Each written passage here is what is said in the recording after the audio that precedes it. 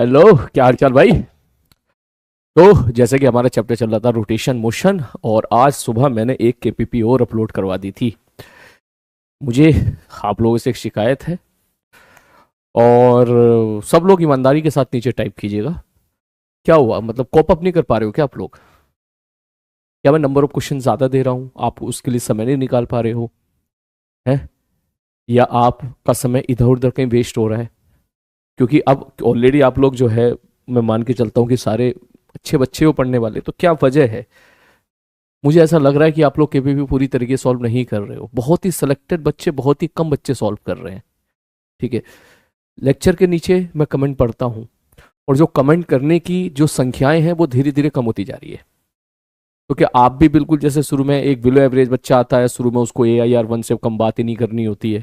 ठीक है। फिर जैसे चैप्टर थोड़ा आगे बढ़ता है वो गिव अप करता चला जाता है। फिर आखिरी में उसको बोर्ड पास होने के लाले हो जाते हैं। क्या आप भी ऐसे ही हो क्या? मेरे हिसाब से तो नहीं हो आप ऐसे। तो फिर ऐसा क्यों मुझे देखने के लिए मिल रहा है कि आप जो है जैसे ऐसा हम आगे बढ़ते चले जा रहे हैं, आप में से कुछ लोग गिव अप करते चले जा रहे हैं? क्यों भाई? है। चलो, किसी बच्चे की परसेंटाइल 98 से कम है, उसको तो मैं मानता हूं कि वो मेंस ओरिएंटेड होकर पढ़ रहा है। ठीक है। लेकिन कोई बच्चा अगर 98 से ऊपर परसेंटाइल वाला है, या 99 से ऊपर वाला, स्पेशली फॉर द 99 से ऊपर वाला, तो आपको तो गिव अप करना ही नहीं चाहिए यार। आपको तो खूब फाइट मारनी चाहिए। है। तो क्या मतलब सम मैं आई एम रियली वेरी, मुझे ऐसा लग रहा है कि मेरी मेहनत सारी बेकार जा रही है। मैं क्यों इतना स्ट्रेस ले रहा हूँ, क्यों इतना लोड ले रहा हूँ? आप उठा के देख लो पहले क्या होता था, या बाकी जगह क्या होता है, एडवांस के बैचेस में, या फिर जो भी वरुण कॉल, जो भी वरुण बैच, क्या होता था पहले? मैक्सिमम एक सब्जेक्ट में, एक चैप्टर में मैक्सिमम 20 से 30 सवाल कराए जाते थे। आप चेक करके देख लीजिएगा। ठीक है। यहां हम दुगना नहीं, हम 3 गुना टारगेट लेके चल रहे हैं, 3 से भी ज्यादा इनफैक्ट, ताकि एटलीस्ट 2.5 गुना तो कर पाए। इतना बड़ा टारगेट नहीं है तो मानते हैं कि इतना अचीव नहीं हो पाएगा। ठीक है। लेकिन टारगेट इतना रखेंगे तो इतना तो होगा। And this is better than this, and better than this, है ना?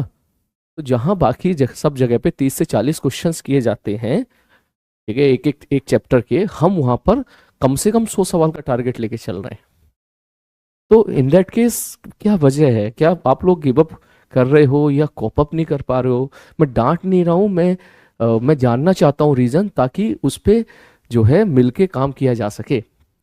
अगर आपको लग रहा है कि नंबर ऑफ क्वेश्चन ज्यादा है तो मैं कम कर देता हूँ, कोई बात नहीं है। ठीक है। उसमें जो कुछ आसान सवाल होंगे वो मैं धीरे धीरे हटा दूंगा, या बहुत ज्यादा टफ होंगे वो हटा दूंगा। ठीक है। नंबर ऑफ क्वेश्चन में 20 रख दूंगा। ठीक है। लेकिन आपको बने रहना है, आपको क्वेश्चंस को ट्राई करना है। अरे बात समझ में, आपको सवालों को ट्राई करना है। ठीक है। एक मिनट।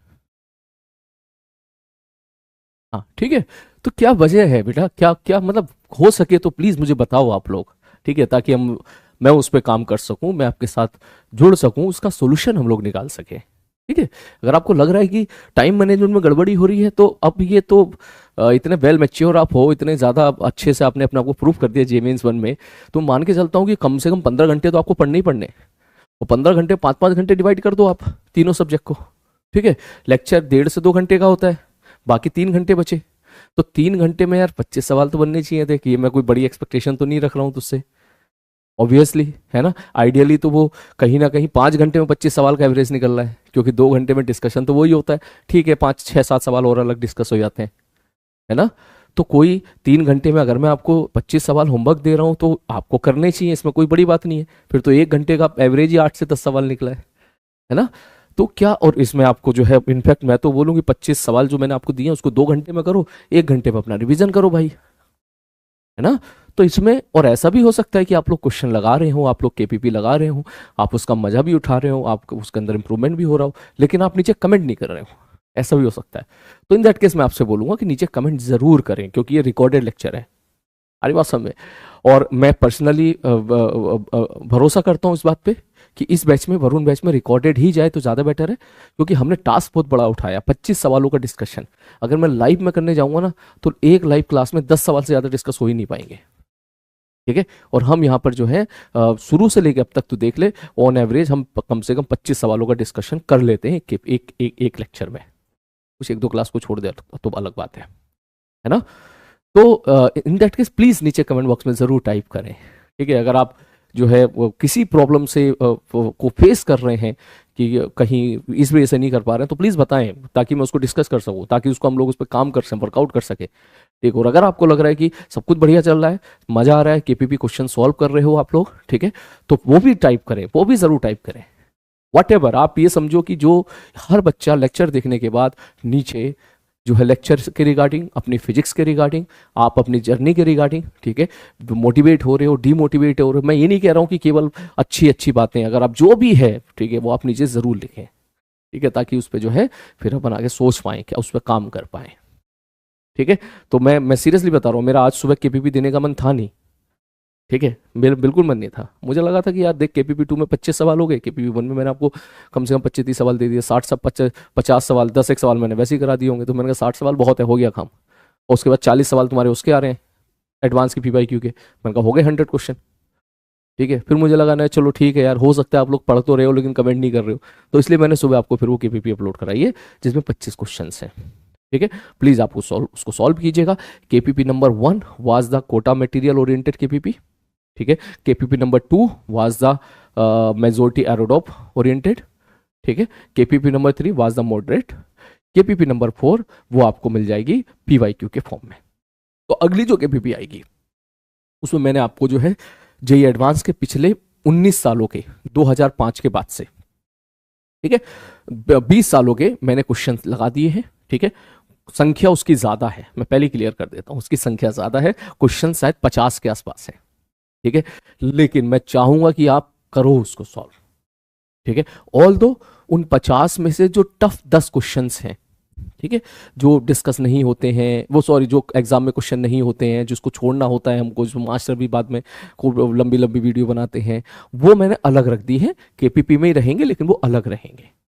ठीक है, आपका मन करे तो आप कीजिएगा, मैं बोलूंगा मत ही कीजिएगा उसको। ठीक है, उनका डिस्कशन मैं कर दूंगा समय निकाल के। ठीक है, समझ गया होगा वो चक्के वाले सवाल, ठीक है, वो ऐसे ऐसे घुमा दिया है फिर उंगली से घुमा रहे, इस टाइप के जो भी सवाल हैं जो एग्जाम में नहीं होते, छोड़ने वाले होते हैं। ठीक है, तो इस टाइप के जो क्वेश्चन हैं वो आप मत कीजिएगा, उसको हटा के 40 क्वेश्चन तो है केपीपी 3 में, आप उसको जरूर ट्राई कीजिएगा। ठीक है, तो चलो आज हम डिस्कस करते हैं जितना हो पाता है इसमें। अब कल है बेटा सैटरडे, ठीक है, कल आपकी क्लास नहीं रहती है, और फिर है संडे। तो मैं आपको क्लियर कर दूं कि मैं सैटरडे और संडे मुझे जो है आगाज इवेंट में सैटरडे को बेंगलोर और संडे को वाराणसी मेरे को जाना है। ठीक है, तो संडे को मैं वाराणसी में रहूँगा, वहाँ पे मोस्ट प्रोबेबली शायद अलग सर भी रहेंगे शायद, और उसके बाद जो है संडे को शाम तक इवेंट खत्म होगा, फिर मंडे को वाराणसी से निकलूंगा मॉर्निंग में। ठीक है, तो इट माइट बी पॉसिबल कि मंडे को शायद मैं क्लास ना रिकॉर्ड कर पाऊँ, ऐसा भी हो सकता है कि मुझे पहुँचते पहुँचते शाम हो जाए। ठीक है, तो इन दैट केस जो है आपका जो नेक्स्ट टारगेट है, ठीक है, मैं वो पहले ही क्लियर करके जा रहा हूँ आपको। ठीक है, नेक्स्ट टारगेट क्या है कि एडवांस के क्वेश्चंस लगा ले हैं सारे, और टफ 10 सवाल छोड़ दो उसको छोड़ के। ठीक है, संडे को क्योंकि आपका टेस्ट है इसलिए मैं कुछ और एक्सपेक्टेशन आपसे नहीं रख रहा हूँ, संडे को शायद टेस्ट है आपका, 2 टेस्ट है। ठीक है, अब आपको क्या करना रहेगा कि आज की केपीपी है उसको आज लगाइए या कल लगाइए, ठीक है, जैसा आपको ठीक लगे। ठीक है, और कोशिश कीजिएगा अगर आज ही लग जाती है केपीपी नंबर 2 तो कल एडवांस की पीवाईक्यू शीट लगाइए। ठीक है, और अगर सपोज कोई बच्चा एडवांस की पीवाईक्यू शीट नहीं लगा पाता है कल, तो फिर वो मंडे को लगाइए, क्योंकि इसमें टाइम तो लगेगा, 40 सवाल हैं तो 40 सवाल में समय तो लग सकता है, लेकिन एक बार जरूर लगाइए ताकि आपको आइडिया लग जाएगा कि रोटेशन जैसा चैप्टर जिसके बारे में बाहर लोग मीम्स बनाते हैं, ठीक है, कि मीम्स बना के बोलते हैं रोटेशन टफ है, ये है वो है, मैंने सब कुछ ओपन रखा है, पिछले पूरे के पूरे 20 साल के सारे क्वेश्चंस आपको दे दिए हैं, सारे के सारे क्वेश्चंस आपको मैंने आपको दे दिए हैं। तो रोटेशन जैसा चैप्टर जिसके बाहर जो है लोग मजाक उड़ाते हैं कि ये तो बहुत टफ क्वेश्चन है, इससे तो सवाल ही नहीं बनते हैं, ये करके दिखाओ, मीम्स बनते हैं। ठीक है, तो उन 50 क्वेश्चन में अब आप खुद चेक कीजिएगा आप कितने सवाल कर पा रहे हो। ठीक है, और ये मेरा पूरा भरोसा है कि वो जो 10 सवाल को अगर मैं हटा दूं तो उनको छोड़ के 40 क्वेश्चन जो हैं आप डेफिनेटली कर सकते हैं, 35 to 40 तो कर ही लोगे। सारी बात समझ में क्लियर है? तो ये चीज अब जो भी है जैसा भी है नीचे कमेंट बॉक्स में टाइप कीजिएगा सारे बच्चे। ठीक है, तो अब हम आगे डिस्कशन स्टार्ट करते हैं। और एक बात और मैं आपको क्लियर कर दूं, कभी by chance in case any emergency, suppose by chance ये लेक्चर मेरा नहीं होता है किसी दिन, ठीक है, या आपकी छुट्टियां आ जाती हैं, जैसे होली पे लगातार 3 दिन की आपकी छुट्टी हो गई थी, तो उस केस में खाली ना बैठे। आपका एक टास्क और है जो मैं भी आपको दे रहा हूं, वो टास्क ये है कि सारी केपीपी को एक बार फिर से और लगाना, स्पेशली वो क्वेश्चन जो आपसे नहीं बने थे। बड़ा टास्क है, मानता हूं, ठीक है, लेकिन इसको भी आप जो है इसको टास्क लेके चलिए। मान के चले 24 सवाल है, तो 24 सवाल में ऐसा तो नहीं होगा ना 24 के 24 नहीं बने। 10 सवाल होंगे आपके पास एक केपीपी में, ठीक है, जो आपसे नहीं बने होंगे। ठीक, 10 तो ज्यादा बता रहा हूँ, 5 या 6 ही होते हैं वैसे तो। अब तो तुम्हारा इंप्रूवमेंट बहुत होता चला, अच्छा होता चला, वो सवाल दोबारा लगाना है, क्योंकि जो उस वक्त नहीं हुआ था और आपने डिस्कशन देख के आप सेटिस्फाई हो गए थे, मैं गारंटी लेता हूं कि उससे आधे से ज्यादा सवाल फिर आप भूल गए होंगे, फिर से आप दोबारा सवाल नहीं बनेगा आपसे वो, क्योंकि ऐसा होता है। तो इसलिए आप एक बार और लगाइए दोबारा, ताकि अब वो आपको पक्का हो जाए। आगे बात समझ में। सपोज मैं बोलूं भैया सर्कुलर मोशन की ये वाली केपीपी, एनएलएम की ये वाली केपीपी के तुम्हें 8 सवाल में डाउट था, तो बिलीव मी वो 8 सवाल का डाउट डिस्कशन देखने के बाद आपके जो है, जब आप उसको आप करोगे ना, तो 8 में से 4 में फिर भी आपको डाउट आएगा। ठीक है, तो एक बार प्लीज वो जरूर लगाएं। तो ये भी अपना आपके ऊपर एक उधार है जो आपको पूरा करना है। ठीक है, चलो अब शुरू करते हैं भाई साहब। तो हमारा जो था डिस्कशन चल रहा था, डिस्कशन में हम पहुंच गए थे यहां तक, और एक बहुत ही प्यारा सवाल था, ये रहा। ठीक है, अब इस क्वेश्चन में इससे मिलते जुलते 2 सवाल है मार्केट में। एक सवाल तो ये है, ये बस इतना कहना चाह रहा है कि हमने इसको यहां पर रोल कर दिया है, तो बता दो यहां पर इसकी कितनी वेलोसिटी हो, मैक्सिमम कितनी वेलोसिटी हो कि यहां से ये टप्पा ना खाए, जंप ना करे, हवा में ना आए। ठीक है, मतलब प्यार मोहब्बत से भैया जैसा जा रहा है ये, प्यार मोहब्बत से ऐसे उतरता हुआ नीचे आ जाए। ठीक, तो इससे मिलता जुलता एक और क्वेश्चन है, ये है, आपकी शीटों में मिल जाएगा आपको ये। ठीक है, ये भी क्वेश्चन है, कॉमन क्वेश्चन है, हर टीचर एडवांस के बेस में इसको कराते हैं। ठीक है, आपकी शीट में भी आपको मिल जाएगा, ये दोनों एक जैसे ही अगर तू देखेगा तो। ठीक है, इसमें बस नीचे ऐसे छोड़ दिया और उस सवाल में यहाँ पे इंक्लाइन लगा दिया, बस इतना अंतर है। तो हम दोनों ही सवाल देख लेते हैं, ठीक है, ताकि कोई सवाल हमसे छूटे ना। तो इसने पहले वाला देख लेते हैं, उसने बोला rectangular rigid fix block has the horizontal edge. मैंने कहा ठीक है भाई साहब, ओके, यहाँ पर एक जो है ये एक हॉरिजॉन्टल, ये रेक्टेंगल है पूरा का पूरा, ठीक है, रखा हुआ है। A solid homogeneous cylinder of radius R is placed horizontally at rest with the length parallel to the edge such that axis of the cylinder and the edge of the block are in the same vertical plane as shown the diagram। मतलब आप समझ जाओ कि इसके ऊपर एक cylinder है इस प्रकार से, उसको हमने इस प्रकार से भेज रखा है, सिलेंडर का एक क्रॉस सेक्शन एरिया है। ठीक है, आप स्फीयर भी मान सकते हो, सिलेंडर भी मान सकते हो। ठीक है, ठीक है, there is a sufficient friction present at the edge so that in very small displacement cause the cylinder to roll on the edge without slipping. हाँ ठीक है, ओके, ठीक, क्वेश्चन में बेसिकली कहना चाह रहा है कि फ्रिक्शन सफिशिएंट है ताकि रोलिंग हमारी हो सके। अब क्वेश्चन देखो क्या बोला है, the angle theta through which the cylinder rotate before it leaves the contact with the edge, speed of the centre mass of the cylinder before living the contact with the edge. Basically मुद्दे की बात यह है, आप ऐसा समझो कि यहां से सपोज एक सिलेंडर रोलिंग कर रहा है, ठीक है, ठीक है भाई, अब ये आगे जा रहा है, ठीक, ये है एच, मैंने कहा ठीक है भैया ये रहा एच, ठीक, ठीक है, ये रहा एच। तो वही ये कहना चाह रहा है पहला कि एंगल थीटा टी बता दो ताकि सिलेंडर कितना रोटेट करे इसका कॉन्टैक्ट से छूटने से पहले, to it leave the contact with the edge. और इसमें कंडीशन ये है कि कहीं भी स्लिपिंग नहीं होनी चाहिए। मतलब आप इस चीज को ऐसे समझो यहां पर कि सर यहां पर अगर मैं बोलूं ये बॉक्स है, ठीक है, तो इसके ऊपर जो है सिलेंडर रोल कर रहा है, ठीक है, ये सिलेंडर रोल कर रहा है, रोल कर रहा है, रोल कर रहा है, रोल कर रहा है। जब ये यहां पहुंचेगा तो ये रोल कर रहा है, ठीक है सर जी, रोल कर रहा है, ओके।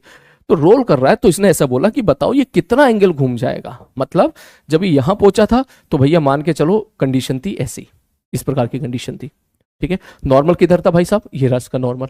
अब रोल, अब इसके बाद क्या, मतलब इसने ऐसा बोला कि कहीं भी स्लिपिंग नहीं होनी चाहिए। स्लिपिंग नहीं होनी चाहिए का मतलब अब ये आगे तरफ जा रहा है, फिर ऐसे रोल करेगा, दैट मींस इसके बाद इस पॉइंट के अबाउट क्या होगा, प्योर रोटेशन होगा, ठीक। तो इसका मतलब जब रोल करेगा तो मान लो डायग्राम कुछ इस प्रकार का बन गया, कॉन्टैक्ट छूटने से जस्ट पहले।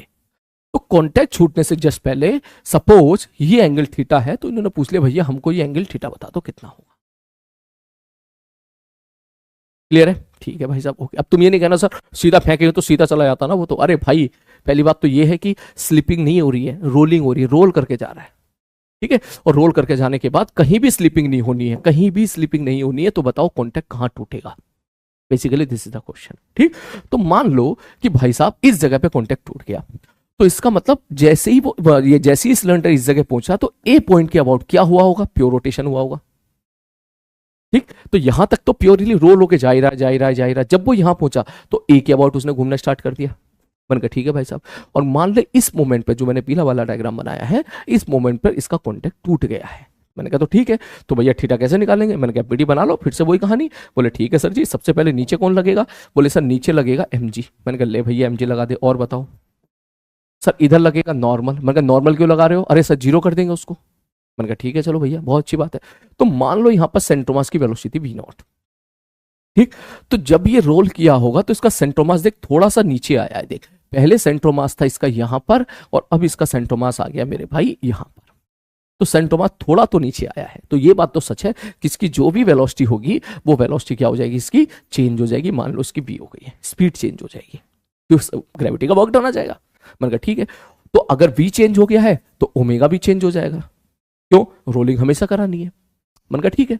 तो अब अगर मैं आपसे पूछूं, बोले सर कैसे करेंगे सवाल को? मैंने कहा ध्यान से देखना। तो क्या मैं ऐसा बोल दूं? बोले सर सबसे पहली क्वेश्चन तो आएगी हमारी किसकी? सर्कुलर मोशन की, कि सर ये एंगल अगर थीटा है तो चेक करके देखो। तो अगर मैं चेक करूं तो ये एंगल थीटा है, तो मैं इसको इधर खींच देता हूं। देख अगर ये वाला एंगल थीटा है, ठीक है, तो ये वाला एंगल भी थीटा हो जाएगा, अगर मैं सही जा रहा हूं तो। चेक कर लो भाई साहब, ठीक है, चेक कर लेते हैं भाई साहब। अगर ये एंगल थीटा है, हाँ ये एंगल अगर थीटा है तो ये वाला एंगल भी थीटा हो जाएगा, ये वाला एंगल, ठीक है सर जी, ओके ओके। अब अगर ये एंगल थीटा है तो ये कितना हो गया सर? ये 90 माइनस थीटा हो गया। मैंने कहा ठीक है भैया 90 माइनस थीटा हो जाएगा। तो अब अगर मैं सपोज एफबीडी बनाता हूं, तो पहली एफबीडी सर्कुलर मोशन की, क्या इसका सेंट्रोमास ए के अबाउट सर्कुलर मोशन कर रहा है? हाँ सर सर्कुलर मोशन कर रहा है। तो क्या मैं ऐसा बोल दूं सर mg तो है इधर, ये एंगल कितना हो गया सर? ये एंगल भी थीटा हो गया। देखिए 90 माइनस थीटा, तो ये भी थीटा हो जाएगा, ठीक है। मैं इसको यहां से हटा देता हूं। तो क्या मैं ऐसा बोलूं mg का एक कंपोनेंट जाएगा इधर, mg cos theta minus normal बराबर इस मोमेंट के लिए mb स्क्वायर बाई आर।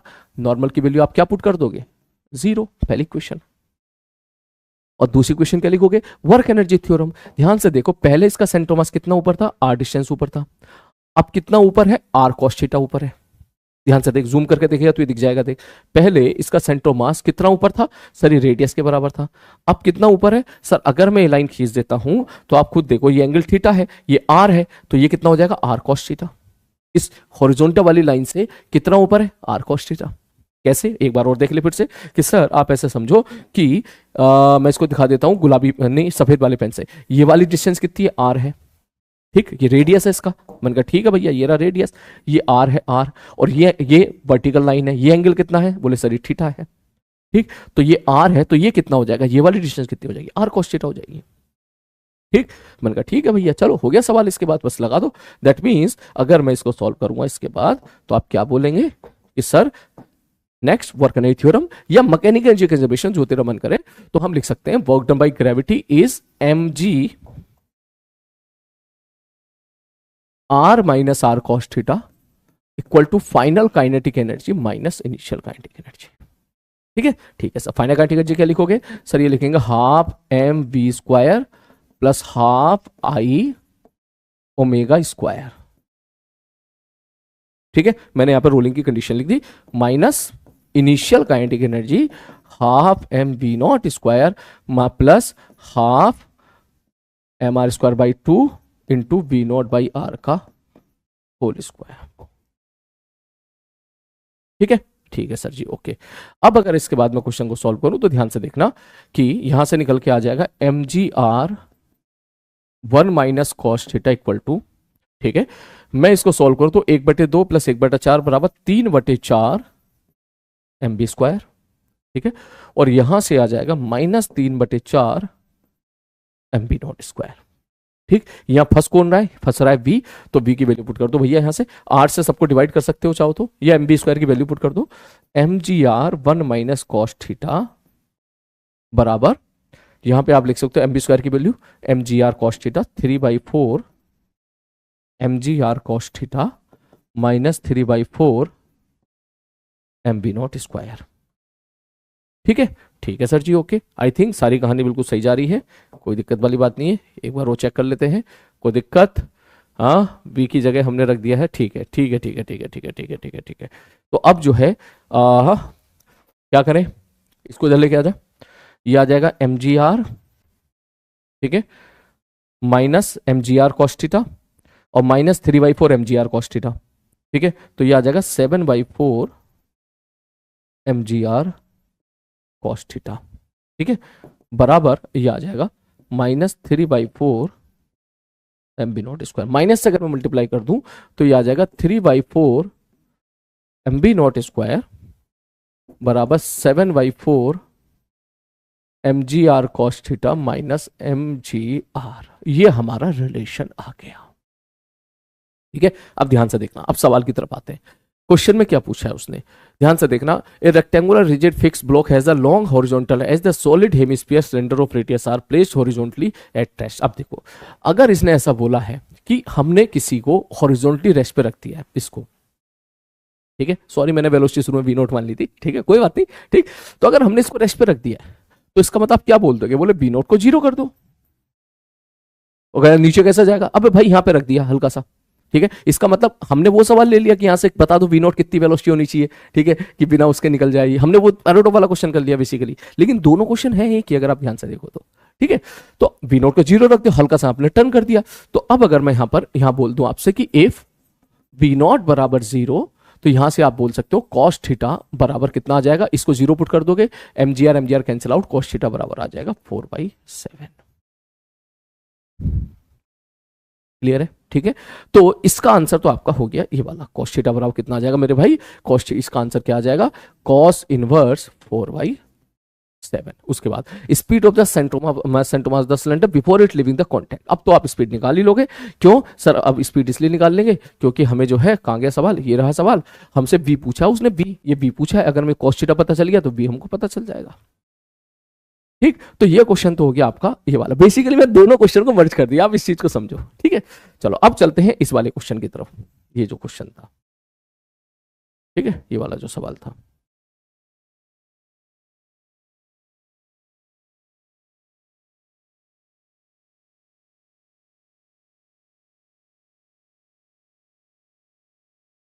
ये वाला जो क्वेश्चन था, इसमें इसने क्या बोल दिया, इसमें अब अगर अल्फा की वैल्यू अगर मैं 90 पुट कर दूं सपोज, ठीक है, तो आपका ये वाला सवाल एक तरीके से प्रॉपर डायग्राम के साथ बन जाएगा। लेकिन खैर कोई बात नहीं, इस सवाल में उन्होंने क्या किया, इस सवाल में उन्होंने बोला भैया कि यहां से बी नॉट वेलोसिटी के साथ जा रहा है और ये इंक्लाइन प्लेन है, तो बता दो वी नॉट की ज्यादा से ज्यादा कितनी वेलोसिटी हो कि रोलिंग होती रहे, कॉन्टेक्ट ना टूटे।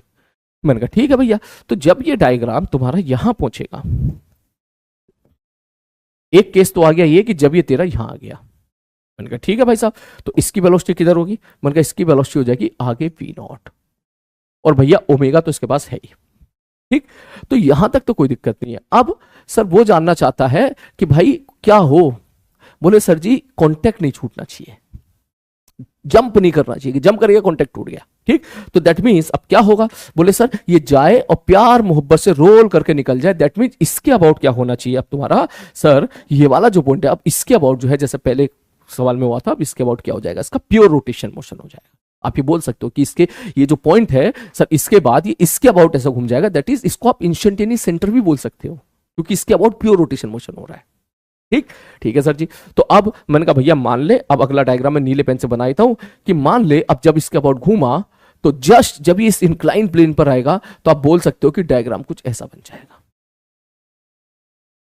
मैंने कहा ठीक है, अब इसके बाद क्या होगा, बोले सर इसके बाद फिर ये रोल करता हुआ फिर भाई साहब ये नीचे की तरफ चला जाएगा ऐसे, लेकिन इसका वी फिर से बदल जाएगा, वी चेंज हो जाएगा, ओमेगा भी चेंज हो जाएगा, क्योंकि सेंटर ऑफ मास इसका नीचे आया है। तो अब अगर मैं इसके लिए बात बोलूं तो आप सीधा बोलोगे कि सर इसके लिए फिर से वही सारी कहानी होगी, ठीक है, जो हमने थोड़ी देर पहले कहानी रखी है, सर यही तो कहानी होगी, ये सेम कहानी हो जाएगी, बस यहां पे थीटा की जगह कौन आ जाएगा, अल्फा आ जाएगा। सर थीटा की जगह अल्फा कैसे मान लिया आपने, मैंने कहा देख अल्फा ऐसे मान लिया, देख थीटा की जगह मैंने, ध्यान से देख, अगर मैं ऐसा बोलूं कि this is the vertical line, ठीक है, ये कभी कभी बच्चों डाउट है आता कि थीटा की जगह अल्फा कैसे मान लिया, ये क्या आ गया तुम्हारी वर्टिकल लाइन हो गई, देख ये नीली वाली लाइन हो गई वर्टिकल, ठीक है, लाल वाली मान लेता हूं, चल ध्यान से देखो, ये मैंने कह दी भैया ये तुम्हारी लाल वाली लाइन है ऊपर, जब ये ऊपर था तब सेंटर ऑफ मास से पास होने वाली, ये ले,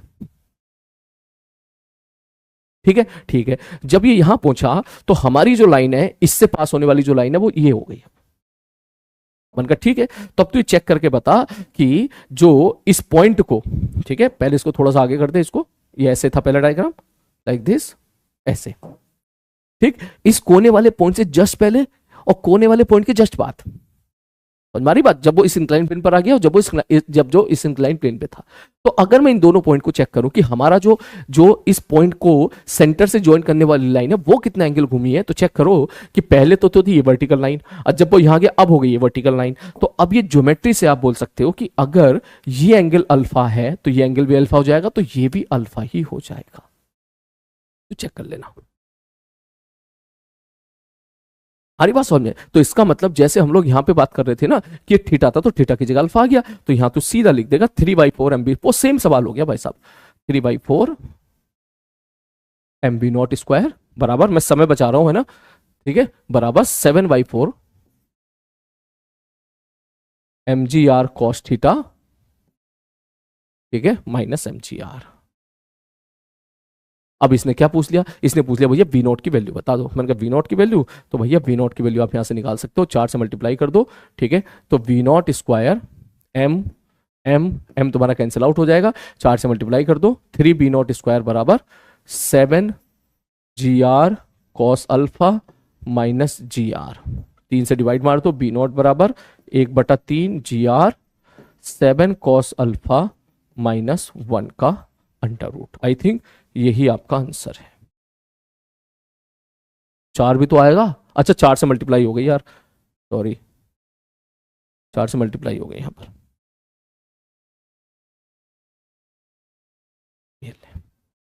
ठीक है। तो आई थिंक अब आपको क्लियर हो गया होगा, दोनों सवाल हैं एक जैसे। इसी सवाल में बी नॉट को मैं 0 पुट कर दूं अगर, तो तुम्हारा वो ये वाला क्वेश्चन बन जाएगा, ये वाला क्वेश्चन, ठीक है। फिर भी आप इन क्वेश्चन की एक बार फिर से जरूर प्रैक्टिस कर लें, ठीक है, ताकि जो है हम इसके बाद कभी इससे मिलता जुलता कोई सवाल आए तो आप अच्छे तरीके से कर सको। लेकिन मैं ये टफ कैटेगरी में जाएगा, मैं आपको एक चीज क्लियर कर दूं, टफ कैटेगरी में जाएगा। अब तुम कहोगे सर कुछ बच्चों को तो आता आसान लगता है, बेटा तुमने एक्चुअली कुछ बच्चे ना इसको रट लेते हैं, आप इस चीज को समझो, ठीक है, कुछ चीज बच्चे रट लेते हैं, मतलब उनको ना आंसर ही रटा हुआ होता है, तो इसलिए उनको आसान लगता है, जबकि ऐसी चीज ठीक है, अच्छी बात है, चलो आपने याद कर लिया है, ठीक है, लेकिन इससे मिलता जुलता अगर कोई दूसरा क्वेश्चन भी आ जाए तो आप कर पाओ। मैंने दोनों सवाल करा दिए यहाँ पर, ठीक है। चल भैया आगे बढ़ते हैं, इसके बाद नेक्स्ट अगला क्वेश्चन, क्वेश्चन नंबर 18 ये रहा।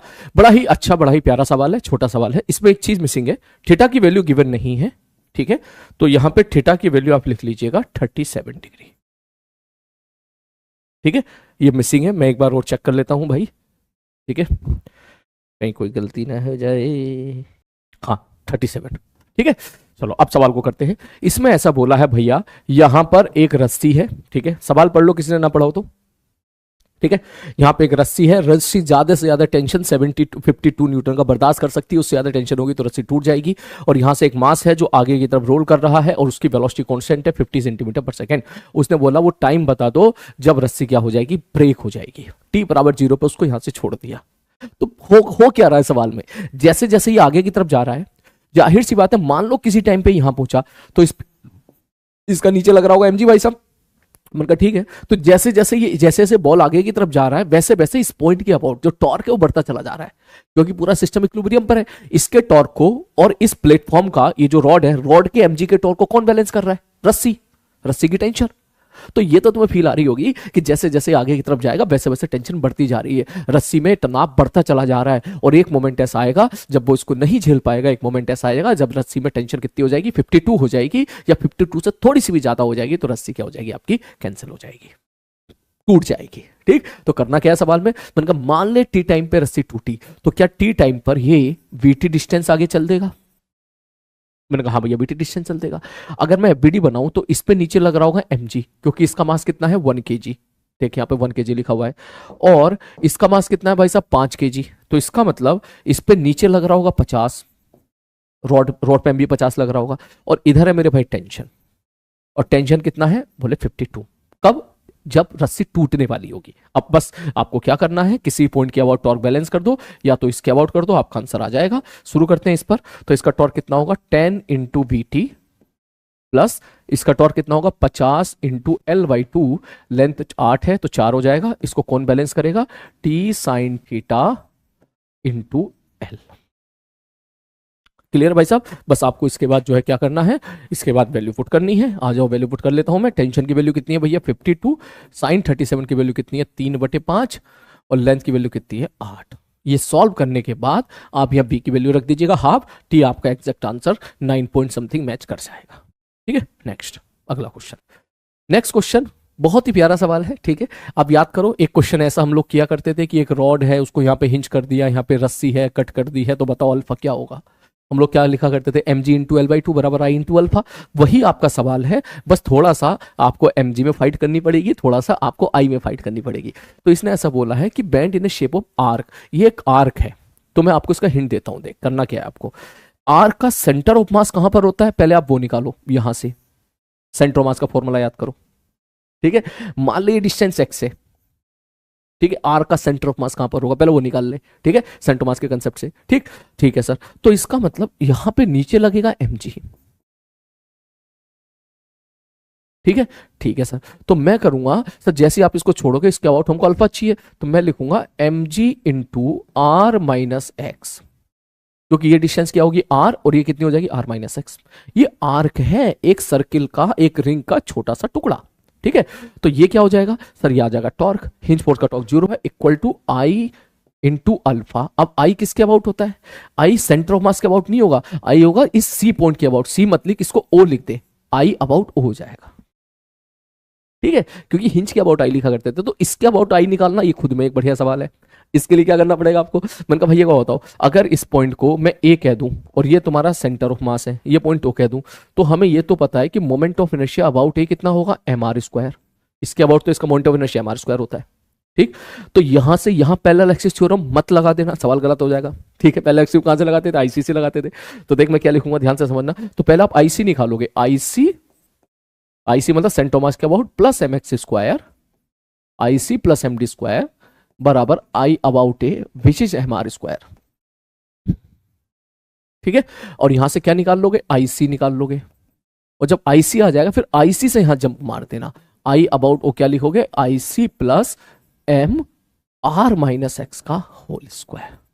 जैसे कि आप देख सकते हो सवाल दिखने में आसान लग रहा है, लेकिन इसमें दो सवालों का मिक्स कर दिया उसने, पहले सेंटर ऑफ मास निकालना, फिर तुमने मोमेंट ऑफ इनर्शिया निकालना, और फिर टॉ इक्वल टू आई अल्फा निकालना। ठीक है, इसके बाद सॉल्व कर लीजिएगा, आपका आंसर आ जाएगा। और इसका बेटर तरीका और कि सर थीटा की वैल्यू आप चाहो तो पाई बाई टू पुट कर सकते हो, पुट मेथड 2, तब सवाल और आसान हो जाएगा। क्यों, पाई बाई टू पुट करने का मतलब क्या हो गया, ये सेमी रिंग बन जाएगा। ठीक, सेमी रिंग बन गया तो सवाल और आसान हो गया। ठीक है, तो सेमी रिंग बन गया तो तेरा सेमी रिंग में तो और अच्छा हो गया। कुछ कुराफाती बच्चे ऐसे होंगे जो कहेंगे नहीं नहीं पुट कर रहे पाई बाई टू। बोले क्यों, बोले हम तो थीटा बराबर पाई पुट करेंगे, सीधा ही पाई पुट करेंगे। ठीक है, तो थीटा पाई पुट करेंगे तो इधर से ही पाई इधर से पाई, ये पूरा का पूरा रिंग बन जाएगा, ऐसा ऐसे पूरा रिंग बन जाएगा। बोले अब करेंगे सवाल, देखो ठीक है, अब कितना आसान सवाल हो गया थीटा की वैल्यू पाई पुट करके। ठीक है, तो भैया जो भी आपको मैं आंसर भी वेरीफाई करा लेता हूँ। इसका आंसर क्या दे रखा है इन्होंने, तीसरा आंसर दे रखा है। ठीक है, तीसरा आंसर दे रखा है ये वाला ही है। हाँ, जाना भी चाहिए। ठीक है, क्योंकि थीटा बराबर पाई हो गया ना, तो ये तो जीरो हो जाएगा, ये भी जीरो हो जाएगा, ये भी जीरो हो जाएगा, यही बचेगा भाई। एक बार वेरीफाई कर लेते हैं, क्या लिखेगा थीटा बराबर पाई पे, क्या लिखेगा, बोले sir m g into r बराबर आई इंटू अल्फा। आई कितना होगा, m are square by two plus M R square by two, two m are square plus M r two m are square into alpha. तो देख MCM cancel out हो गया, जी by two are. हद है भाई, पूरे सवाल की ऐसी तैसी हो गई। ठीक है, ये सवाल नीट के किसी मास्टर के पास चला जाएगा तो वो लोग बोलेंगे ये सब बेकार है, सीधा पुट थीटा बराबर दिस, थीटा बराबर दिस, दे दाई जैसे सवाल हो गया। ठीक है, लेकिन अगर सपोज मैं यहाँ पर कोई और फंक्शन और मैं चेंज कर देता, यहाँ पर मैं ऐसा लिख देता, ठीक है, कि सपोज मैं मेरा बस चलता, तो फिर मैं सवाल को देख इस प्रकार से लिखता, देख जी बाई आर, ठीक है, साइन थीटा बाई टू, और यहाँ 2r कर देता। अब नीट वाले फंस जाते, या कोई दूसरा बच्चा जो इस तरह का तरीका लगा तो फंस जाता। क्यों, क्योंकि जैसे थीटा की वैल्यू यहाँ पर पाई पुट करते, या फिर एक ऑप्शन और रख देता जो पाई बाई इसके हिसाब से भी सेट हो रहा होता। ठीक है, तो इन दैट केस आप वहां पर फंस जाते। तो खैर ये ट्रिक अच्छी है, बुरी ट्रिक नहीं है, अगर आपका समय बचा रही है तो इट्स अच्छी ट्रिक। ठीक है, लेकिन जो है फिर भी आप ये जरूर देख लेना कि आपके ऑप्शन क्लैश ना कर रहे हो। ठीक है, चल भैया नेक्स्ट आगे बढ़ते हैं। नेक्स्ट क्वेश्चन, अगला क्वेश्चन फिर से आपका मोमेंट ऑफ इनर्शिया का कैलकुलेशन का सवाल है। क्या पूछ लिया इसने बोला मोमेंट ऑफ इनर्शिया बता दो जेड एक्सिस का अबाउट कितना होगा। अब ध्यान से देख, जेड एक्सिस का अबाउट मोमेंट ऑफ इनर्शिया पूछ रहा है। ठीक है, सबसे पहले तो ये बताओ इसके अबाउट निकालते हैं। ये जो भी रॉड है इसके पैरेलल है। ठीक है, चेक करके देख ले दोनों का मास सेम है क्या। इसने बोला है यूनिफॉर्म मास डेंसिटी कितनी है मेरे भाई, लैम्डा है। ठीक है, ठीक है भाई। अब तो ये बता, जेड के पैरेलल ये वाली रॉड है, ठीक है, तो इसका मतलब क्या लिखोगे, मोमेंट ऑफ इनर्शिया इसका, बोले इसका मोमेंट ऑफ इनर्शिया लिख देंगे mass into 2a, lambda into 2a, ये हो गया इसका मास, ये इसका मास हो गया, ठीक है। ये सारी की सारी रोड r डिस्टेंस दूरी पर है, तो mr²। अब लिखेंगे हम लोग इस हरी वाली की, हरी वाली में थोड़ी मेहनत करनी पड़ेगी आपको, क्यों मेहनत करनी पड़ेगी, मैंने कहा हरी वाली में आप एक बात बताओ, अगर मैं हरी वाली के लिए बात करूं, हरी वाली ऐसे है, इस प्रकार से है, तो इसके लिए तो फील लेनी पड़ेगी थोड़ी सी, ठीक है। आप ऐसे समझो कि जो है इस तरफ है एक्स एक्सिस, इस तरफ है वाई एक्सिस, ऊपर है जेड एक्सिस, आप अपने हिसाब से सेट कर सकते हो, ठीक है, एक्स वाई सेट। तो ये जो है एक्स एक्सिस पे रखा हुआ है और वाई की तरफ है, मतलब ये ऐसे रखा हुआ है, ऐसे रखा हुआ है, ठीक है, मेरे हाथ पे ये ऐसे रखा हुआ है, ठीक। और मुझे किस तरफ निकालना है, इसके अबाउट निकालना है, एक्स एक्सिस वाई एक्सिस, एक बार फिर से चेक कर लेता हूं मैं, एक्स एक्सिस पे रखा हुआ है, वाई एक्सिस के पैरेलल है, ऐसे रखा हुआ है, ऐसे इस प्रकार से रखा हुआ है, देख ये एक्स एक्सिस, ये वाई एक्सिस, देख वाई एक्सिस के पैरेलल हो गया पेन मेरा, और ये ऊपर जेड एक्सिस। तो मुझे बेसिकली इस पेन का इस एक्सिस का अबाउट निकालना है, आ गया समझ में, ठीक है। और ये ऐसे है, तो कैसे करें, मैंने कहा सर एक काम करो, क्या सर, ये पेन है, इस पेन का इसके अबाउट मोमेंट ऑफ इनर्शिया कितना होगा, ml²/12, ठीक है। इसके अबाउट कितना होगा, ml²/3। मुझे किसके अबाउट चाहिए, इसके अबाउट, तो आप एक काम करो, ml²/12 इसके अबाउट निकाल लिया, सेंटर मास का अबाउट है, यहां से सीधा यहां क्या लगा दे, क्या लगा दे, पैरेलल एक्सिस थ्योरम, ठीक। तो ml²/12 IC प्लस md², जहां पर d कौन सा डिस्टेंस हो जाएगा सर, d डिस्टेंस हो जाएगा सर ये वाला, ये वाला, ये वाला, ये वाला डिस्टेंस हो जाएगा d तुम्हारा, ये वाला, ये d हो जाएगा। तो क्या लिखोगे, ml²/12 lambda into a is a mass l²/12 IC plus md², lambda into a mass d² का मतलब a² प्लस 2a का होल स्क्वायर। और भैया ये भी हो जाएगा गलत, एक छोटी सी गलती हो गई है, गलती ये है कि ये जो d होगा ना, ये डिस्टेंस a/2 होगा, तो इसका मतलब a² नहीं होगा, यहां a/2 का स्क्वायर हो जाएगा, ये हो जाएगा, ठीक है। अब आंसर मैच करा लीजिएगा, मैं एक बार पूरा आंसर लास्ट तक मैच करा देता हूं।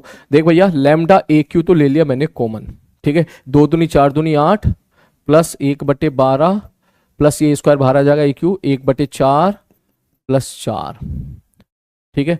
एलसीएम ले लो 12, मुझे बस ये मैच कराना है, ठीक है, 12 एलसीएम ले लो, ठीक है, 12 × 96, 12 12 3, ठीक है, और 12 × 48, ठीक है, लैम्डा AQ, ठीक है, ये हो गया 96 प्लस 4 100 148, 148/12, इससे जाएगा 4 से जाएगा शायद, ये 4 × 12 4 × 28 4 × 27, सॉरी सही जा रहा ना, 148/12 140, हाँ 37/3, थर्ड ऑप्शन आपका मैच कर रहा है, ठीक है। चलो नेक्स्ट आगे बढ़ते हैं। नेक्स्ट क्वेश्चन आसान सवाल है, सवाल में कोई दम नहीं है, नीचे mg मान लेना, ऊपर टेंशन मान लेना, इसका एक्सप्रेशन नीचे मान लेना, mg - t बराबर m × a, tension into r बराबर i × अल्फा, ठीक है, a बराबर r अल्फा। नेक्स्ट, ये सवाल भी काफी आसान है, इसमें कुछ डिस्कस करने का है नहीं। दिस क्वेश्चन वेरी सिंपल, पहले एक्सिस से दूर था सारा मास, अब एक्सिस के पास आ गया तो मोमेंट ऑफ इनर्शिया आपका बढ़ जाएगा, कम हो जाएगा, सॉरी, ठीक है, मोमेंट ऑफ इनर्शिया आपका कम हो जाएगा, डिक्रीज आंसर आना चाहिए इसका, बढ़ेगा क्यों, कम होगा, ठीक है।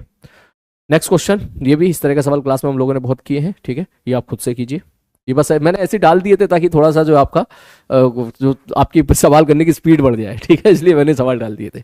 ये क्वेश्चन भी आपका करा हुआ सवाल है, ठीक है। आपको किसका मोमेंट ऑफ इनर्शिया चाहिए, इसने बोला कि find the moment of inertia about O, ठीक है, perpendicular the plane of the disc, ठीक है, इसका अबाउट चाहिए तो यहाँ से यहाँ पैरेलल एक्सिस लगा देना, ठीक है। चलो, तो इतने ही थे ना सवाल ये, हाँ, ठीक है। तो ये तो आपके केपीपी नंबर 1 के डिस्कशन, सॉरी केपीपी नंबर 2 का डिस्कशन। इसके बाद चलो कंटिन्यू करते हैं हम लोग अगली केपीपी का डिस्कशन, ठीक है। चलो भाई चलते हैं अगले केपीपी के डिस्कशन की तरफ। मैंने केपीपी लगा दी है, ठीक है, हाँ ये है, लेकिन इससे पहले मैं आपको एक काम की बात और बता देता हूं जो आपको ऑलरेडी मालूम है। कौन सी केपीपी है, 4 है ना शायद, ये पहली वो थी दूसरी ये थी, तीसरी है ये, तीसरी। ठीक है, चलो पहला काम की बात सुन।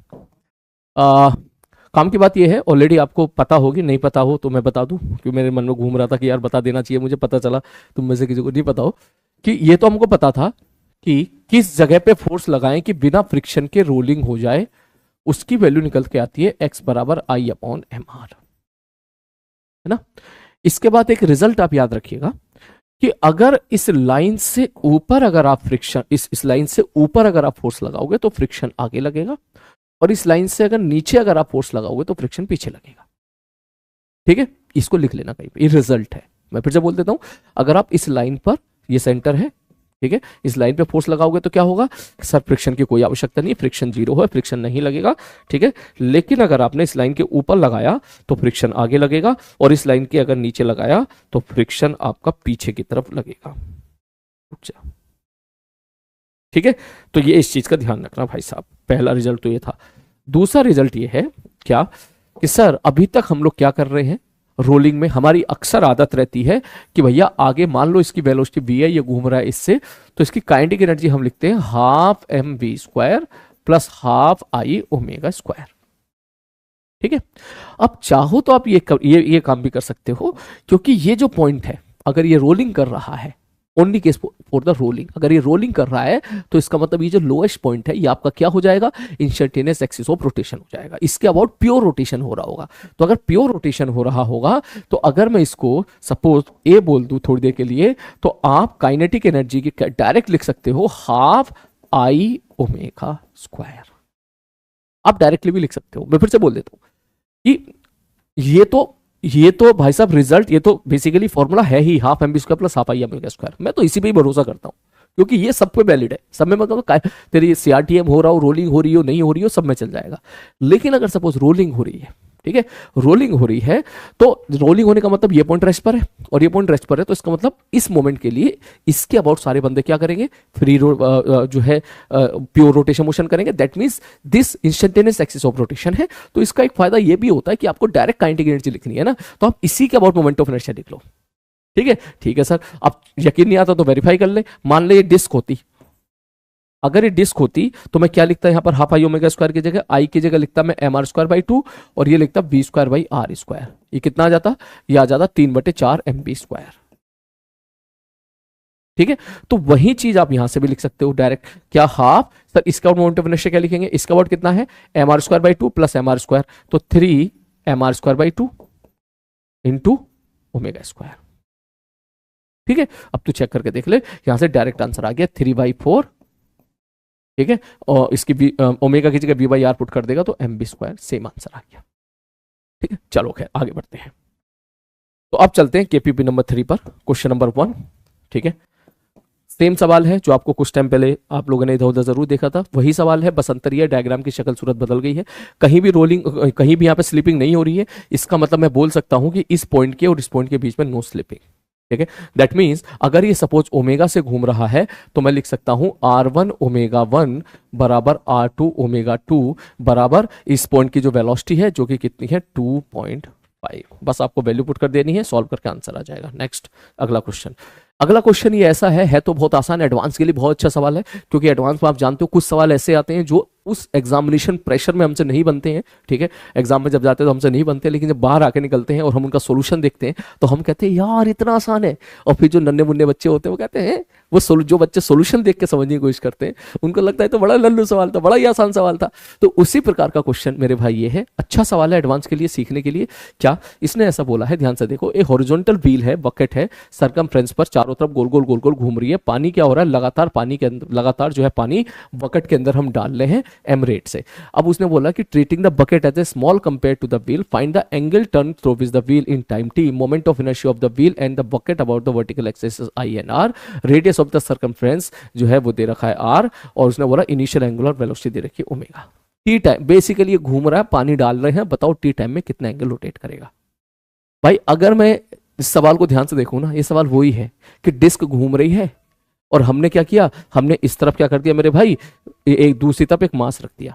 डिस्क घूम रही है, मास रख दिया, बताओ उसका ओमेगा कितना होगा। ठीक है, दोनों तरफ मास रख दिया, बताओ उसका ओमेगा कितना होगा। ये वही सवाल है, बस इसमें पानी भर दिया। इसमें क्या भर दिया मेरे भाई, पानी भर दिया। तो बस सवाल में कोई दम नहीं है, आ जाओ शुरू करते हैं। ठीक है, ट्राई करना चाहोगे? हैं, करना चाहे तो कर सकता है, देख मैंने हिंट दे दिया। अब मैं 30 सेकंड का टाइम दे रहा हूं, चाहे तो 30 सेकंड में ट्राई कर ले। क्या कि ये सवाल बिल्कुल ऐसा ही है जैसे डिस्क घूम रही है और एक पॉइंट मास रख दिया। ट्राई कर जल्दी से। हो गया? देखो अब तू ऐसे समझ सवाल को कि ये एक चक्का है, चक्का घूम रहा है, उस पर बाल्टियां रखी हैं इधर इधर इधर, और बाल्टी में आप पानी भर रहे हो। तो इट इज सिंपल लाइक जैसे कि कोई रिंग घूम रहा हो और आप चुपचाप मास रखते चले जा रहे हो, जैसे आपने पॉइंट मास रख दिया हो। तो क्या होगा, एंगुलर मोमेंटम कंजर्व होगा, खत्म कहानी। तो मैं क्या लिखूंगा सर, इनिशियल एंगुलर मोमेंटम बराबर फाइनल एंगुलर मोमेंटम। देखना कितने शैल से लिखेंगे सर, इनिशियल एंगुलर मोमेंटम कितना हो जाएगा sir, I into omega.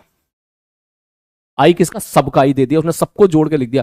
Moment of inertia of the wheel and the bucket, सबको जोड़ के उसने मोमेंट ऑफ इनर्शिया कितना दे दिया, आई दे दिया। आई होप आप सवाल समझ पा रहे हो कि यहां पर एक ऐसा क्या है, एक व्हील है, ठीक है, और व्हील के ऊपर 4-5 बकेट रख दी है, ठीक है, सिमेट्रिकली 4 बकेट रख दी है डायग्राम में, और बकेट मतलब बाल्टी, और उसमें पानी डाल रहे हैं।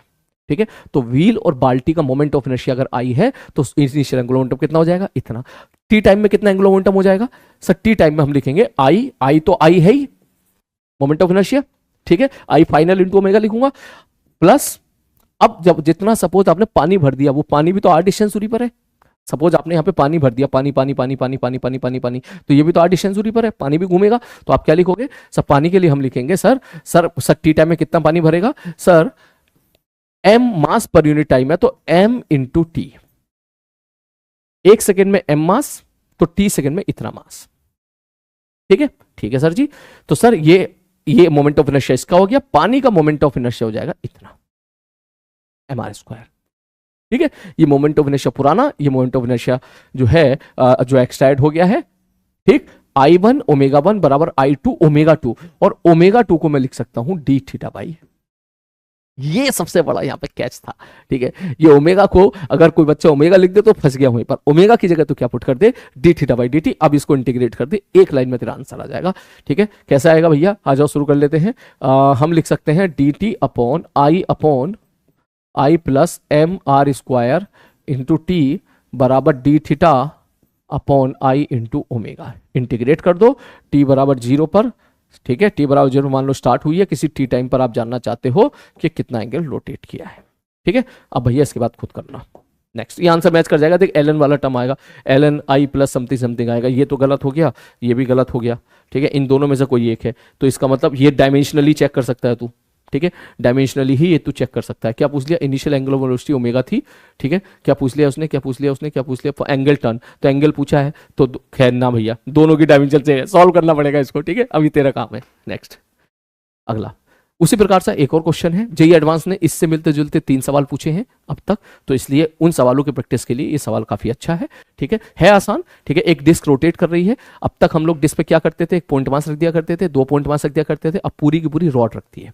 ठीक है, तब उसने ओमेगा पूछ लिया, तो क्या लिखोगे कि सर हम लिखेंगे सर I1 ω1 बराबर I2 ω2। आई कितना होगा सर, डिस्क का आई तो आई ही है, लेकिन इसका मोमेंट ऑफ इनर्शिया हो जाएगा m L²/12 into omega final.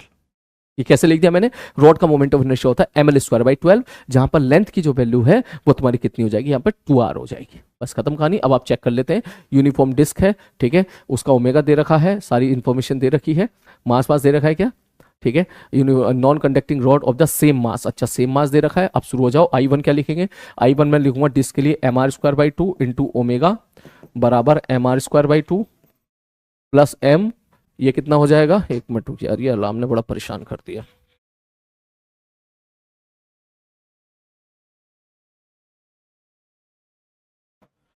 ठीक है, ठीक, ये कितना हो जाएगा सर, ये हो जाएगा mr²/3, ठीक है, into omega final. mr² cancel out हो जाएगा, ये हो जाएगा ω/2 विच इज 1.2 बराबर 0.5। ठीक है, ये 1/2 प्लस 1/3 कितना होगा, ठीक है, 1/2 प्लस 1/3 होता 5/6।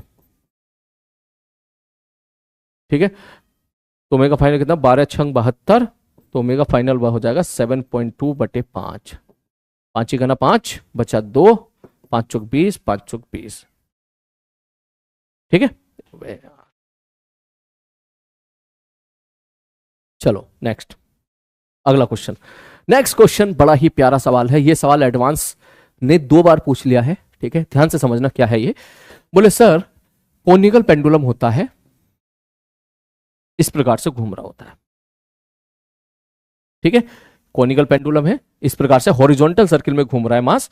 तो इसमें आप याद रखना, ठीक है, ये 2 बार सवाल एडवांस ने पूछा है, मेंस भी कॉपी कर लेता है, खैर ठीक है, कि सर यहां पे जो पार्टिकल है वो सपोज ऐसे घूम रहा है, ऐसे, ठीक है। तो याद रखना कि एक पॉइंट तो है ए और एक पॉइंट है ओ।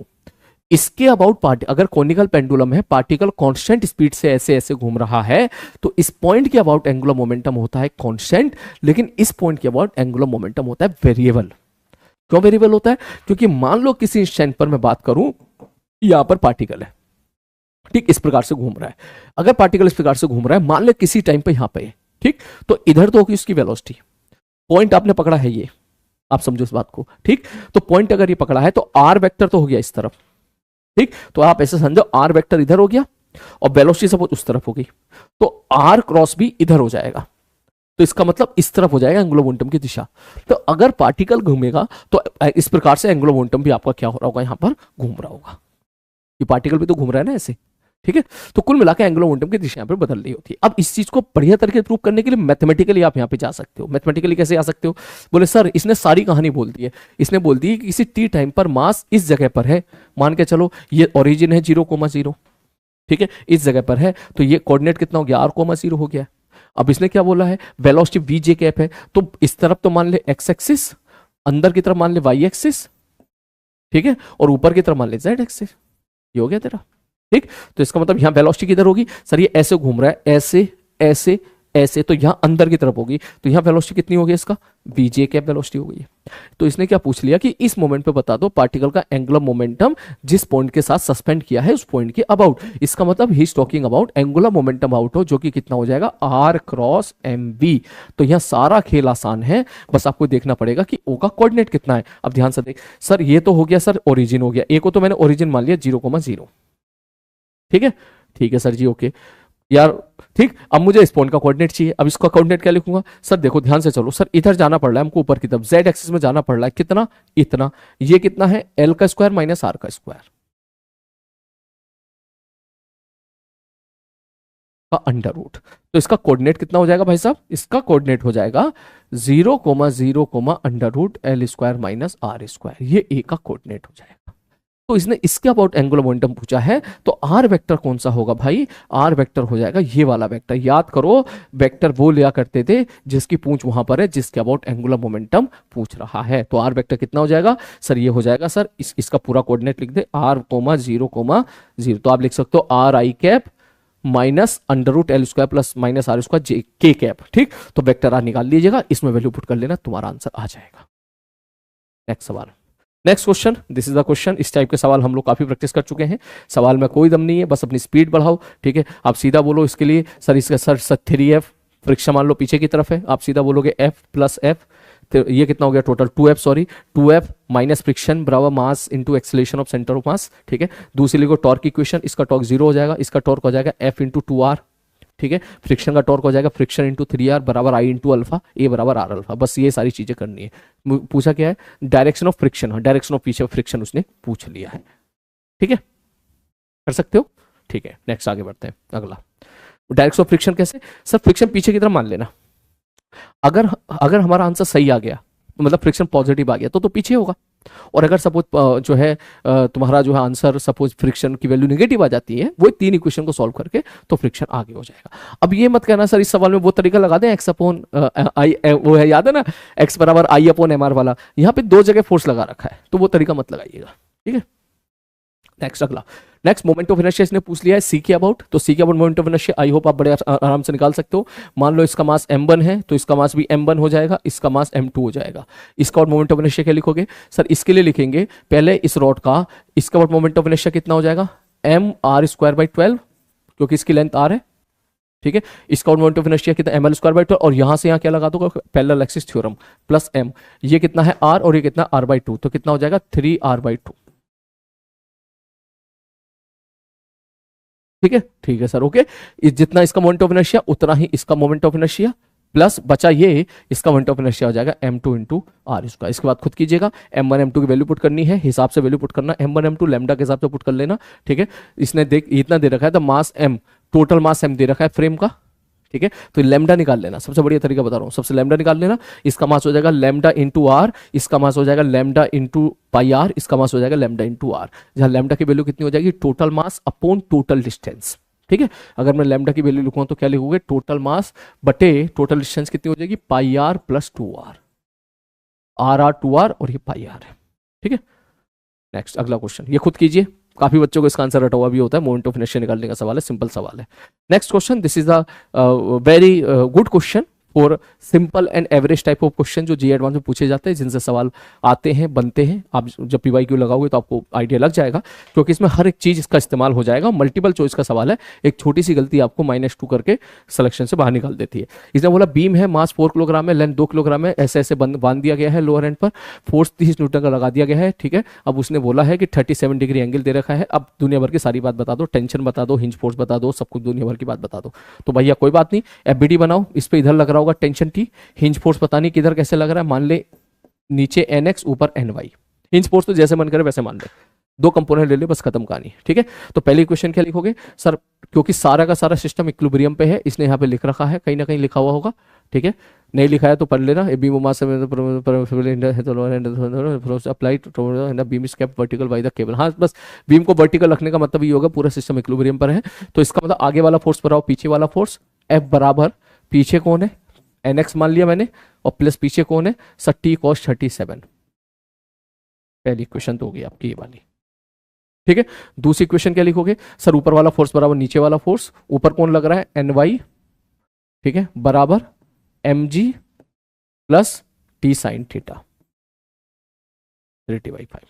और तीसरा sir torque equation, torque equation sir किसके अबाउट, सर O के अबाउट टॉर्क 0 होना चाहिए, तो सर टॉर्क इक्वेशन के लिए हम लिख सकते हैं F इंटू L, ठीक है। इसको कौन बैलेंस करेगा, बराबर टेंशन का ये वाला component T cos 37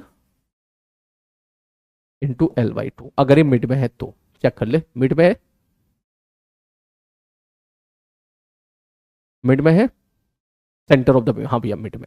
I think सवाल आपका यहीं पे सॉल्व हो चुका है, ठीक है। अब क्वेश्चन को सॉल्व कर लेते हैं भैया। देख L से L कैंसिल आउट हो जाएगा, F की वैल्यू कितनी है 30 बराबर T cos 37 होता है 3/5, cos 37 तो 4/5 होता है, ठीक है।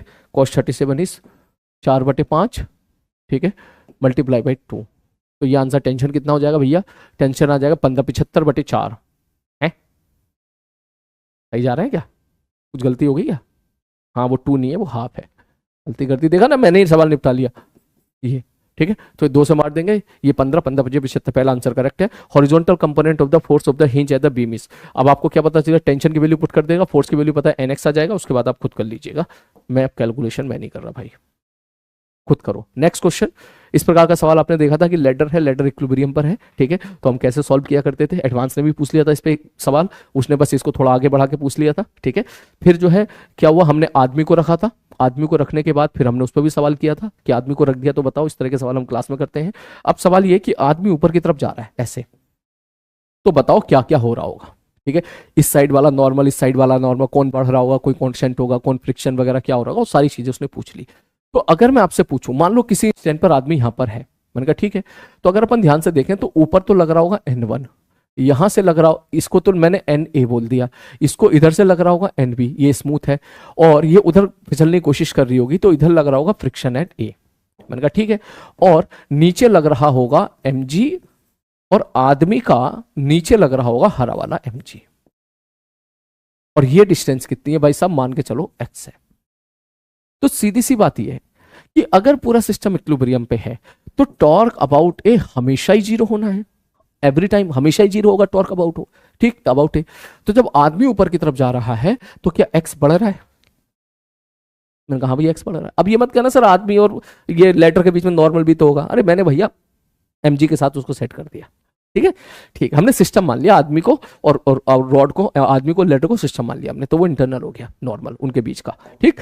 तो जब आदमी ऊपर की तरफ जा रहा होगा, मैंने कहा ठीक है, तो भाई एक बात बता, तो ये तो सच है ना कि जो ये वाला जो mg है, ये वाला mg, इसका टॉर्क तो कांस्टेंट रहने वाला है, क्यों? क्योंकि आदमी यहां हो यहां हो यहां हो कहीं भी हो, mg तो ऐसे ही लगेगा नीचे की तरफ, और ये डिस्टेंस भी कांस्टेंट है, तो इसका मतलब mg का टॉर्क तो तेरा कांस्टेंट हो गया। मैंने कहा ठीक है। अब जब आदमी ऊपर की तरफ जा रहा होगा तो आदमी का जो mg है ये टॉर्क कैसे दे रहा है? Anti clockwise. ये एंटी क्लॉकवाइज टॉर्क बढ़ता चला जा रहा है, टॉर्क बाई मैन, क्योंकि आदमी ऊपर की तरफ जा रहा है तो ये डिस्टेंस बढ़ती चली आ रही है, हॉरिजॉन्टल डिस्टेंस बढ़ती चली आ रही है, आदमी का मास सेम है तो mg सेम हो गया, डिस्टेंस बढ़ती जा रही है, टॉर्क बढ़ता जा रहा है। मतलब आदमी का जो mg था, जो एंटी क्लॉकवाइज टॉर्क दे रहा था एक के अबाउट, वो बढ़ता चला जा रहा है और नेट टॉर्क को 0 होना पड़ेगा।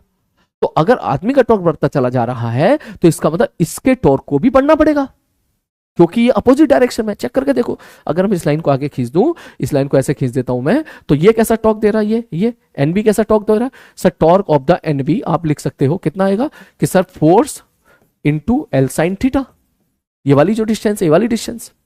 ठीक, तो अब ये बताओ कि सर जी देखो ये mg वाला जो टर्म है ये तो आपका हो गया भाई साहब कांस्टेंट, ये तो कुछ नहीं कर रहा। तो अगर आप ध्यान से देखो चल क्या रहा है, बोले torque by the man plus torque by the rod का mg is balance by torque by the ball, ये चल रहा है कायदे में।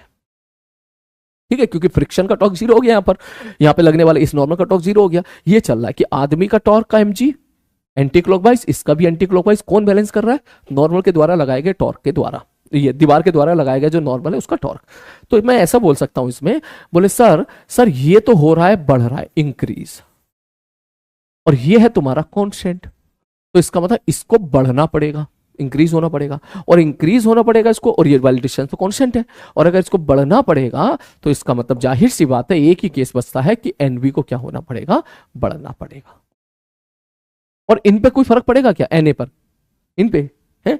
अब सुन, अब हॉरिजॉन्टल डायरेक्शन में अगर मैं बात करूं, हॉरिजॉन्टल दिशा में सिस्टम तो इक्विलिब्रियम में है, तो आगे वाला फोर्स पर आओ, पीछे वाला फोर्स, आगे कौन फोर्स लगा? एनबी, पीछे कौन लगा? फ्रिक्शन। तो अगर एनबी बढ़ रहा है तो ये भी बढ़ेगा, एनबी बढ़ रहा है तो एफए भी बढ़ेगा। ठीक है, तो एनबी बढ़ रहा है तो इसका मतलब फ्रिक्शन की वैल्यू भी बढ़ जाएगी। अब बात करते हैं एनए की। ठीक है, अब तू मुझे इतना बता दे, ये आदमी इधर चल रहा है, क्या वो कांस्टेंट स्पीड के साथ चल रहा है? चेक करके देखो, वो वेरी वेरी स्लोली चल रहा है। इसका मतलब आदमी का बहुत होले होले चलने का मतलब क्या हो गया? आदमी का एक्सेलरेशन 0 है, रॉड फिक्स है तो रॉड का एक्सेलरेशन भी 0 है, तो सेंटर ऑफ मास का एक्सेलरेशन भी 0 हो गया वाई दिशा में, और वाई दिशा में सेंटर ऑफ मास का एक्सेलरेशन 0 हो गया। वैसे तो एक्स में भी 0 है, लेकिन वाई में बात कर लेते हैं पहले। और अगर वाई दिशा में सेंटर ऑफ मास का एक्सेलरेशन 0 हो गया तो पूरे सिस्टम पर नेट फोर्स 0 हो गया वाई में, ऊपर वाला फोर्स बराबर नीचे वाला फोर्स हो गया। ऊपर कौन सा फोर्स लग रहा है? एनए, और नीचे कौन सा लग रहा है? mg, net mg। तो इसका मतलब ये बात सच है, नीचे जो है नेट mg जब कांस्टेंट हो गया तो एनए आपका क्या हो जाएगा? कांस्टेंट हो जाएगा। क्लियर है? तो यहां सवाल ये भी पूछ सकता है, नीचे बेइंग मशीन लगा दी तो बता दे भैया नॉर्मल के साथ क्या हो रहा होगा। ठीक है, अब बोलोगे सर नॉर्मल के साथ, सर क्योंकि एन क्या है आपका, क्या है? कांस्टेंट है, तो नॉर्मल की वैल्यू कितनी हो जाएगी? mg के बराबर हो जाएगी, नीचे की तरफ जो mg लग रहा है उसके बराबर हो जाएगी। मतलब mass of the rod plus mass of the man into G. अब ये मत कहना सर नॉर्मल तो कांस्टेंट है, फ्रिक्शन कांस्टेंट होना चाहिए था। नॉर्मल तो कांस्टेंट है तो फ्रिक्शन कांस्टेंट होना चाहिए, फ्रिक्शन म्यू इनटू एन होता है यहां पर, और आप कह रहे हो कि फ्रिक्शन बढ़ रहा है, ये कैसे हो रहा है?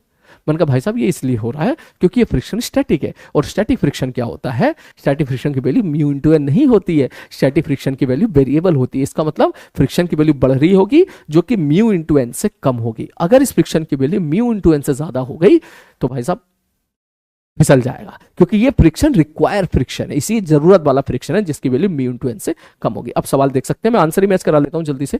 ठीक है, पहला option magnitude of the normal action point be increase, सही है। Magnitude normal action at point A will remains constant. ठीक है, only if ladder is uniform, यार ये तो यहां तक तो सही है statement, point A remains constant यहां तक तो सही है। Only if ladder is uniform, ये नहीं बोल सकते अपन, ये नहीं बोल सकते, क्योंकि लेटर नॉन यूनिफॉर्म हुआ तो क्या हो गया? लेटर अगर नॉन यूनिफॉर्म हुआ तो क्या हो गया? कोई फर्क नहीं पड़ेगा भाई। नॉन यूनिफॉर्म हुआ तो जो mg पहले सेंटर पे लगा रहे थे वो कहीं और लगा देंगे। अगर लेटर नॉन यूनिफॉर्म हुआ तो जो mg पहले सेंटर पे लगा रही है, बहुत अच्छा सवाल है बी वाला ऑप्शन, सेकंड वाला ऑप्शन, सारा खेल पलट दिया इसने। यहां तक ऑप्शन सही है, यहां तक, इसके बाद जो है ना only if letter is uniform, यहां गड़बड़ हो गया। क्योंकि लेटर अगर सपोज ऐसी होती जैसे नॉन यूनिफॉर्म पेन है, ठीक, तो mg कहां लगाते हो? नॉन यूनिफॉर्म का सेंटर मास कहीं ना कहीं तो होता ना, आप वहां पर mg लगा देते। तो जो कैलकुलेशन आप इतनी डिस्टेंस के साथ कर रहे थे mg को लगा के, वो कैलकुलेशन आप किसी दूसरे के साथ करेंगे, mg तो फिर भी वही लगेगा, तो ये टर्म तो फिर भी कांस्टेंट हो जाएगा, आदमी तो फिर भी होले होले जाएगा। अरे बात समझ में, एक्सलेशन ऑफ आदमी तो फिर भी जीरो होगा, तो भैया ऊपर वाला फोर्स बराबर नीचे वाला फोर्स तो फिर भी होगा। ठीक है, C option, magnitude of normal action by the surface at the letter point A, ठीक है, will remains constant irrespective of the fact that is uniform, बिल्कुल सही बात है, थर्ड ऑप्शन करेक्ट है। Magnitude of friction force will equal to the normal action, बिल्कुल सही बात है। ठीक है, नेक्स्ट, इसके बाद नेक्स्ट क्वेश्चन बड़ा प्यारा सवाल है, ये सवाल है आसान, एग्जामिनेशन प्रेशर में कुछ बच्चे नहीं कर पाते हैं। ये पूरा सिस्टम इक्विलिब्रियम पर है। अब उसने पूछ लिया कि थीटा की वैल्यू बता दो और मोमेंट ऑफ इनर्शिया बता दो, तो पहले मैं मोमेंट ऑफ इनर्शिया बता देता हूं। ए के अबाउट इस पॉइंट का मोमेंट ऑफ इनर्शिया पूछा है, तो मैं डायरेक्ट लिख रहा हूं, ध्यान से देखना। सर मोमेंट ऑफ इनर्शिया इसका क्या लिखेंगे? सर इसका तो हो जाएगा ml²/3। मैंने कहा ठीक है सर, इसका क्या लिखेंगे? मैंने कहा देख, ये इसका सेंटर मास यहां पर है, इसके अबाउट कितना है सर? ml²/12। यहां से यहां जंप मानना है, तो मैं लिखूंगा सीधा ml²/12 plus IC plus md², md², जहां पर d क्या हो जाएगा मेरे भाई? d हो जाएगा ये वाला डिस्टेंस, ये वाला डिस्टेंस। ठीक है, ठीक है सर जी, तो मैं इधर लिख देता हूं मोमेंट ऑफ इनर्शिया अबाउट ए बराबर ml²/3 plus ml²/12 plus md²। d² कितना हो जाएगा सर? ये डिस्टेंस कितना है? मन का ये l/2 है, ये कितना है? ये भी l/2 है, तो ये आ जाएगा l/2√2, l/2√2 का होल स्क्वायर। अब इसके बाद आंसर मैच कर लेना, क्या आंसर जा रहा है एक बार चेक कर ही लेते हैं। 1/3 प्लस 1/12 प्लस 1/2, 12 एलसीएम ले लो, 4 प्लस 1 प्लस 6, 6 × 11/12। थर्ड ऑप्शन तो हमारा सही आ गया। ठीक है, अब चलते हैं अगले पार्ट की तरफ, ध्यान से देखना। अगला पार्ट में बोला भैया हमको थीटा बता दो, थीटा कितना होगा। तो भाई ये तो श्योर है कि इसका अगर ये इक्विलिब्रियम पर है तो नेट फोर्स भी जीरो होना है, नेट टॉर्क भी जीरो होना है।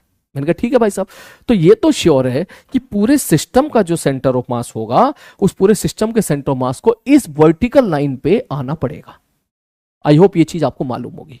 नहीं मालूम है तो मैं आपको बता दूं कि कोई भी रैंडम शेप की बॉडी हो, कोई भी रैंडम शेप की बॉडी हो, अगर आपने यहां पर हिंज कर रखा है और अगर ये इक्विलिब्रियम में है, तो इसका मतलब मैं अगर यहां पे एक वर्टिकल लाइन खींच दूं तो सेंटर ऑफ मास इसी वर्टिकल लाइन पर ही होना है। सर ऐसा क्यों कह रहे हो? मैंने कहा अगर मान ले सेंटर ऑफ मास इस वर्टिकल लाइन पे नहीं होता, कहीं यहां पर होता, तो इक्विलिब्रियम ही नहीं आता। क्यों? क्योंकि आप mg यहां पे लगाते सेंटर ऑफ मास पे, और जब आप mg लगाते तो ये वाला एंगल सपोर्ट थीटा है, तो इधर mg cos थीटा, इधर mg sin theta, mg sin theta, इसके बाद टॉर्क दे देता, तो फिर ये इक्विलिब्रियम ही कहां रहा। ठीक, तो इसका मतलब मुझे क्या करना है, इसके सेंटर ऑफ मास को इस लाइन पे लाना है।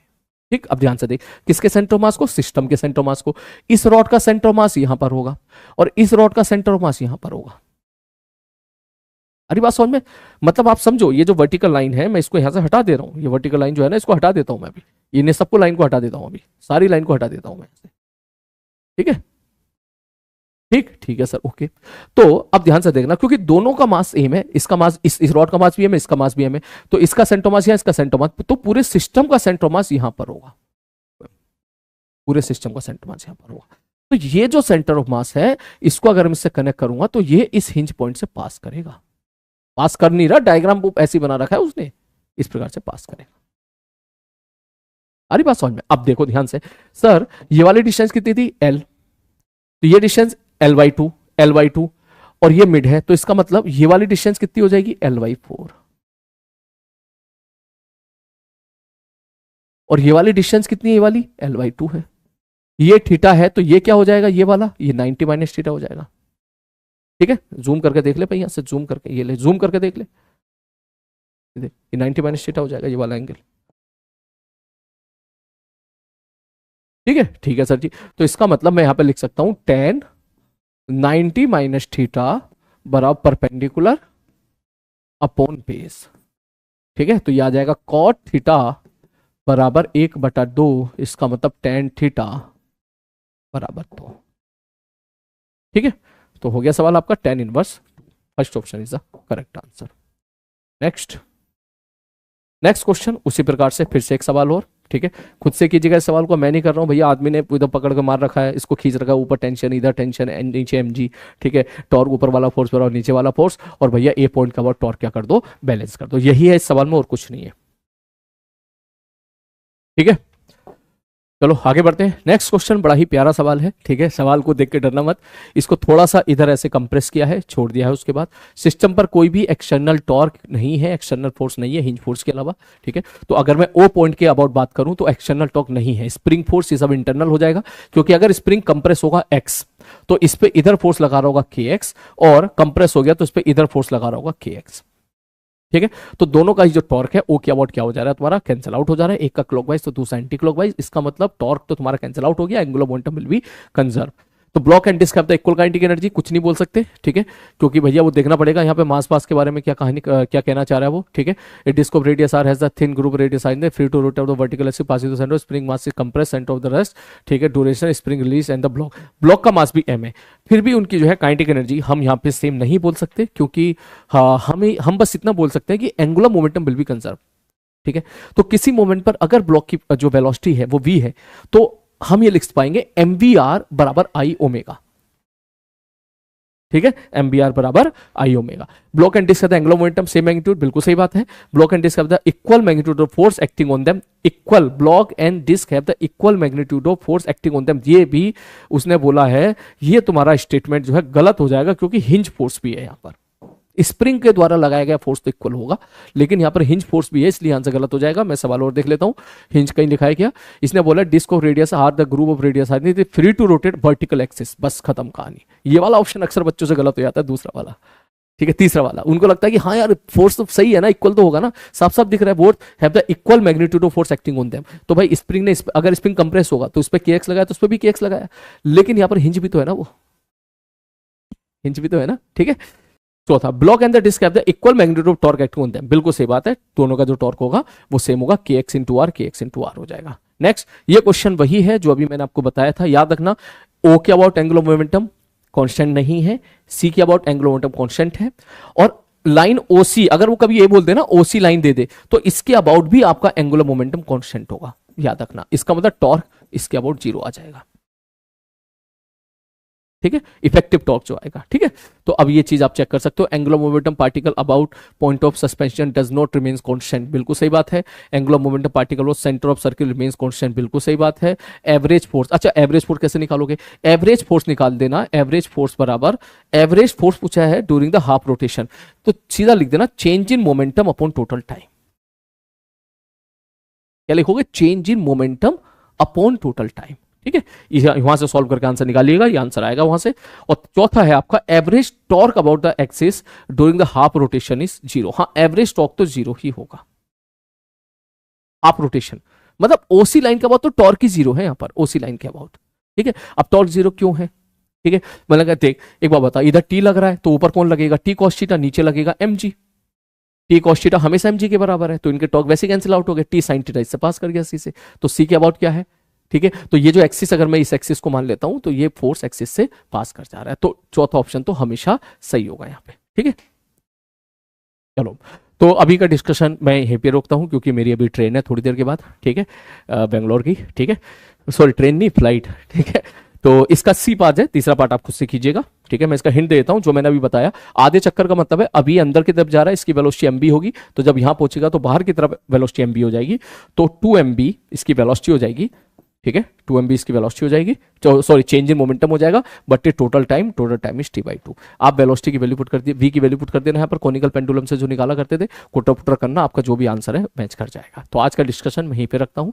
मुझे ईमानदारी के साथ सब लोग बताओ KPP 2 में कितने क्वेश्चन आप लोग कर पा रहे हो, KPP 3 में कितने क्वेश्चन आप कर पा रहे हो, ठीक है। ये प्लीज ये बताओ, KPP 3 का लेवल थोड़ा मैंने इसीलिए थोड़ा सा आसान रखा, लेकिन प्रैक्टिस के लिए, रिवीजन के लिए बढ़िया KPP है, ठीक है। आप ऐसे ही सॉल्व करते रहो, और कोई अगर वजह है तो प्लीज नीचे कमेंट बॉक्स में टाइप करके बताओ क्या वजह है, क्या नंबर ऑफ क्वेश्चन ज्यादा दिए जा रहे हैं, समय नहीं निकाल पा रहे हो, नंबर ऑफ क्वेश्चंस में थोड़े से कम करूं, या जो है क्या ऐसी वजह है कि आप लोग जो है नीचे कमेंट बॉक्स में इतने सुस्त रहते हो, ज्यादा अग्रेसिवनेस आपके दिखाई नहीं देती है, एक सिलेक्शन की भूख मुझे आपके अंदर अभी नहीं दिखाई दे रही है, रैंक की भूख मुझे आपके अंदर दिखाई नहीं दे रही है, क्या उसके पीछे वजह है, अगर कोई डिमोटिवेशन हो तो क्यों हो रहा है, प्लीज नीचे कमेंट बॉक्स में जरूर टाइप करें। इसके बाद का डिस्कशन हम करेंगे नेक्स्ट क्लास में, अगली KPP में PYQ की करेंगे, मचा देना उसमें तुम बढ़िया तरीके से फोड़ देना एकदम उसको, ठीक है। Take care.